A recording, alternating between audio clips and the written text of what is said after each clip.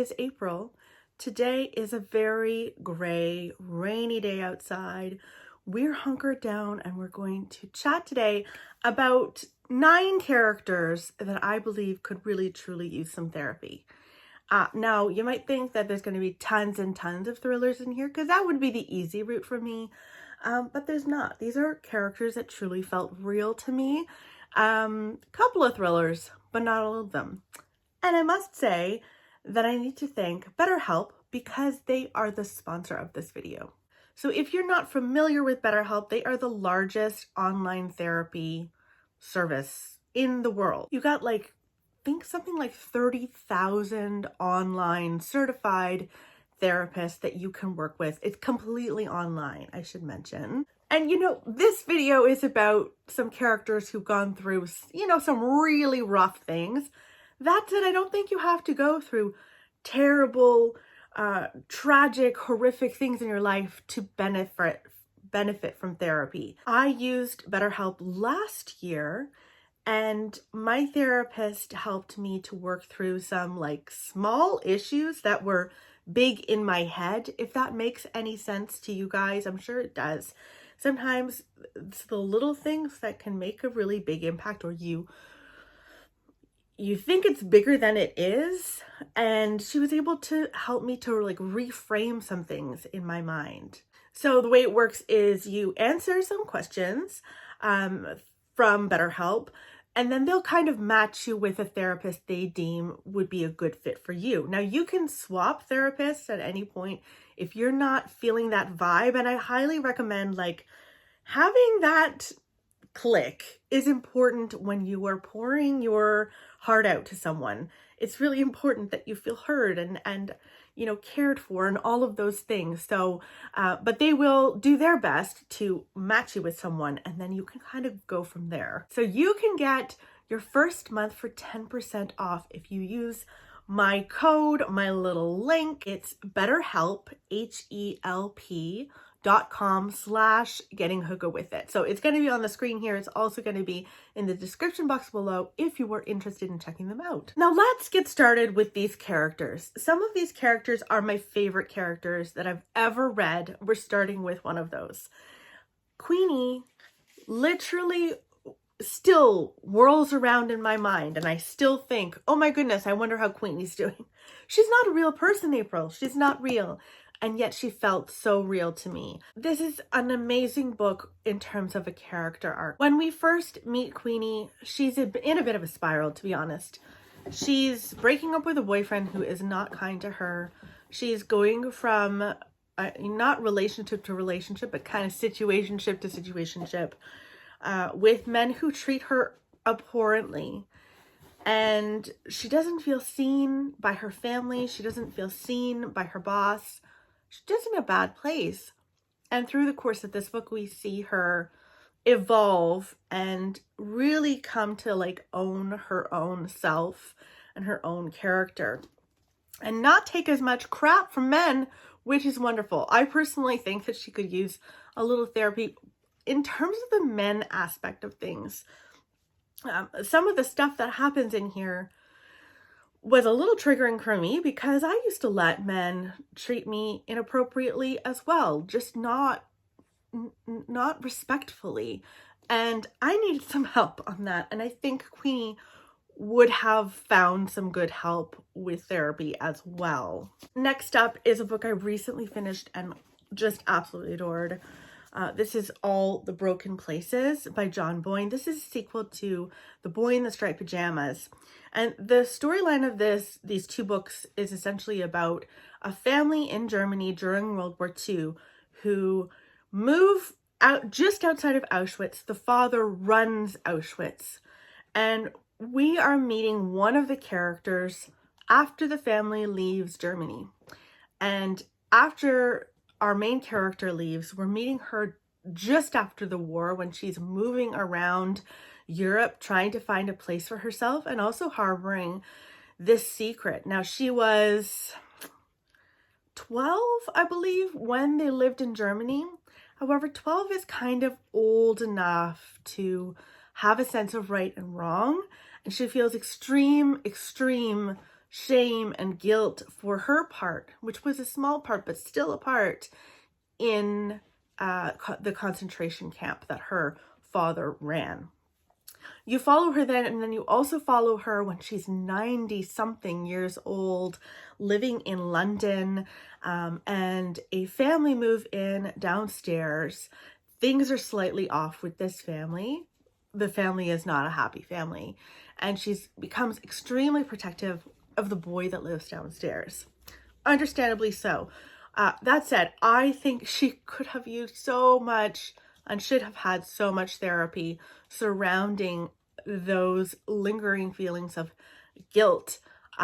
It was such an interesting book to read because you are simultaneously a little bit disgusted in some ways by her family, 100%. A little bit of her, if you've read The Boy in the Striped Pajamas, but you're also aware that she was a child. And so it's a very complicated situation, and one that I think you can only truly understand when you go and get a little bit of therapy.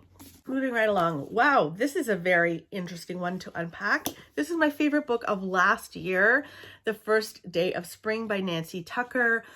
You meet Chrissy when she's 8 and she has just murdered a little boy. She has murdered him with her own bare hands. And you meet her when she is younger, doing all of these things. She is still a child, and so much of this is about her not understanding who can leave and come back and how they leave and come back. It was very incredibly written. You learn to and end up really caring about Chrissy in this book. You follow her then, and then you also follow her years later when she's an adult. She has a child of her own, and she's terrified that her child is going to be taken away from her because of who she was when she was a child and the things that she did when she was a child. It is a heartbreaking book. It is an addictive book. One of the best books I've ever read. Highly recommend. But yes, again, there was so much to unpack, and it was so interesting to see this onion and peel back the layers of this little girl as you're reading this book. And my God, this kid needed some help. She needed help more than anything else. Moving on to the crap that happens when you're a teenager, especially when you're in an all-girls boarding school. This is The Divines by Ellie Eden. This is really interesting. I read it on audio and I really ended up liking it. I wasn't sure how I was going to feel about it. In this book, we're following Josephine. We follow her when she was a girl, but she's kind of looking back on her life. She's looking back at a time in her life when she was one of the Divines. She went to the St. John the Divine, an elite English boarding school. These girls were, you know, typical teenage girls, smoking, trying to get, you know, escape the grounds for a little bit. You know, there's a bit of a popularity contest, but something at the time that she went there happened at the boarding school that shut down the school entirely. And she has not been back since. She hasn't talked to any of the other girls that she was once very close to. She hasn't talked to them. And it's some like 30 years later, 20 or 30 years later, years and years later, that she decides to go back. And everything starts flooding back to her. And it's essentially one of those situations where you oppress and push down certain events so that you don't have to deal with them. They always trickle up. They will always trickle up at some point in your life. Therapy helps when they do trickle up, and therapy helps if you're able to, you know, face them yourself at the time. But again, she was a teenager when everything went down, so understandably, she did not have the tools to know what to do. But this was so much better than I thought it was going to be. I don't know why I was unsure about this one, but I ended up really connecting with the character and truly caring about the character. So highly recommend this one. Again, another kind of situation where things happening in teenage years comes up again. This is Faithful Place by Tana French. This is the third, I believe, of the Dublin Murder Squad series. And we follow Detective Frank Mackey. When he was 19 in the 80s, he and his girlfriend decide, we're out of here. We don't like this little town in Ireland. We're going to move to England together. And they have a whole plan. They have a meeting place. He goes to the meeting place the night that they're meant to go. She never shows up. She never shows up. He thinks, wow, she just decided not to join me. She's breaking up with me. I'm ready to go. I'm going. And so he does. He leaves. He gets on the boat and starts a whole new life.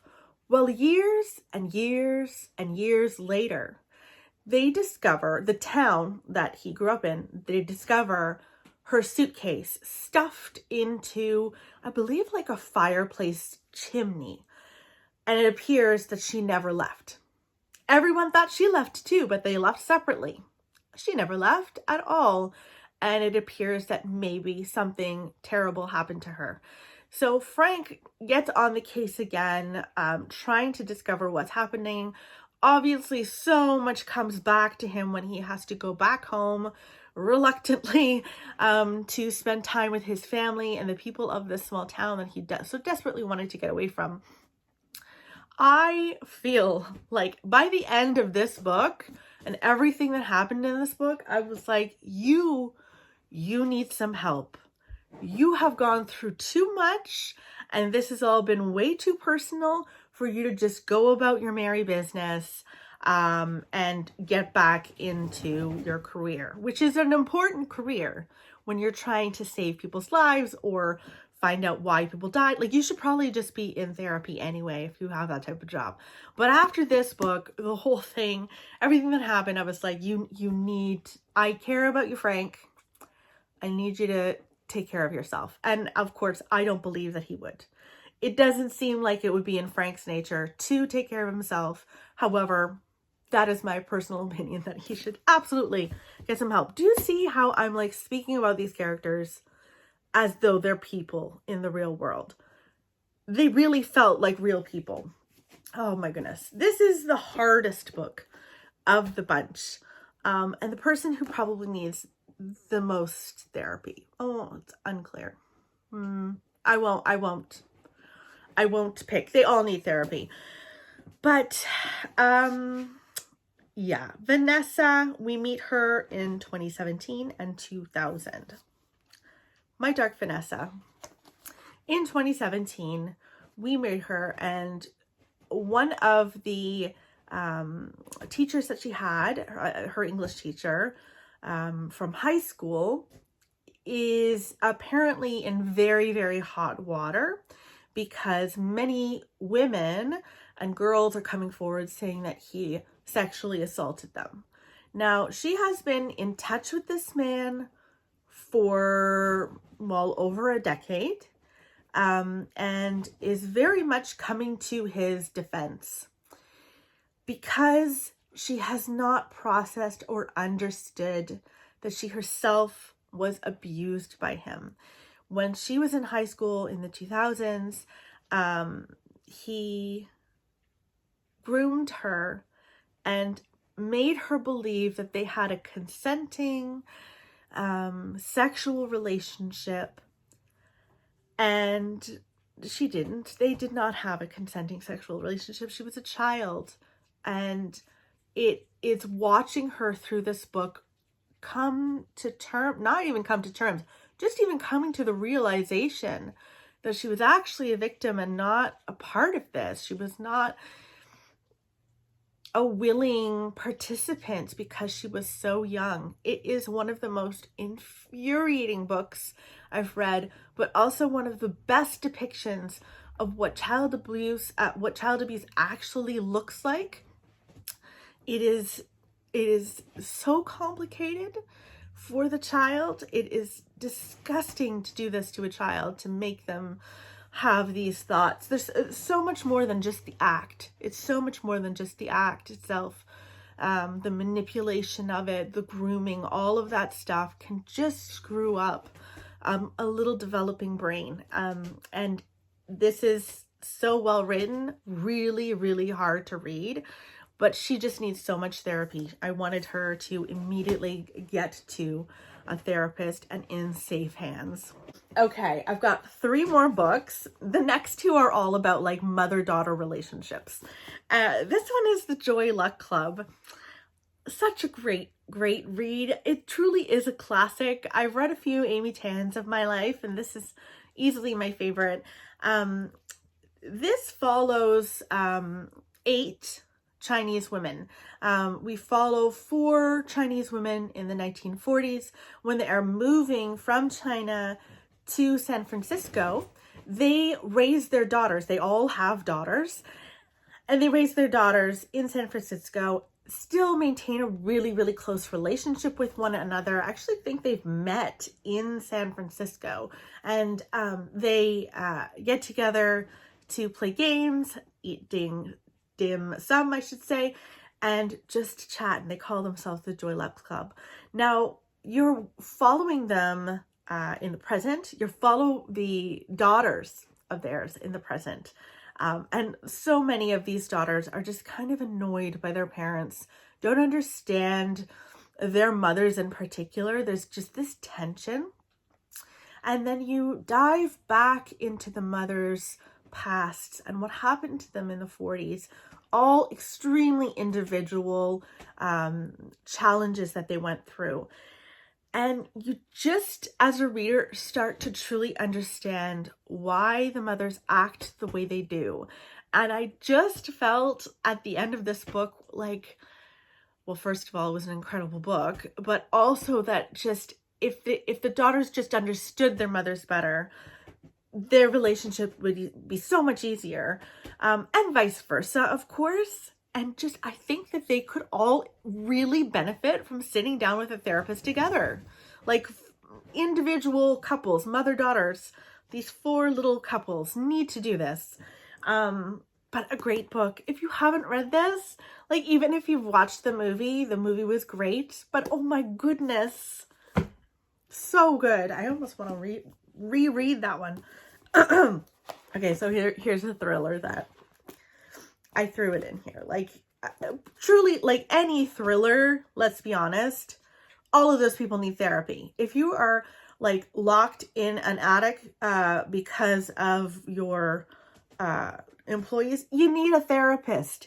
If you are staring out the window thinking you saw something horrific across the street, you need a therapist. They just all need therapists, but this one was really good.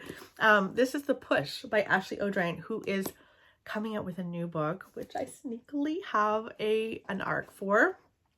She's Canadian.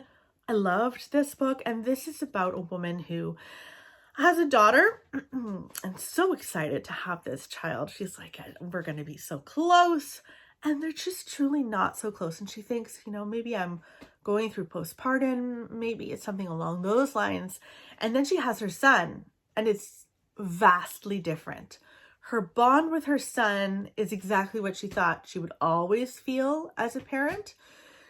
And then she starts to believe that maybe there's something wrong with her daughter, and maybe her daughter is kind of evil, just slightly evil. I really think she needed some help through this book. Maybe the little girl needed some help too, but Blythe certainly needed some help working her way through this, especially because her husband was of no help whatsoever.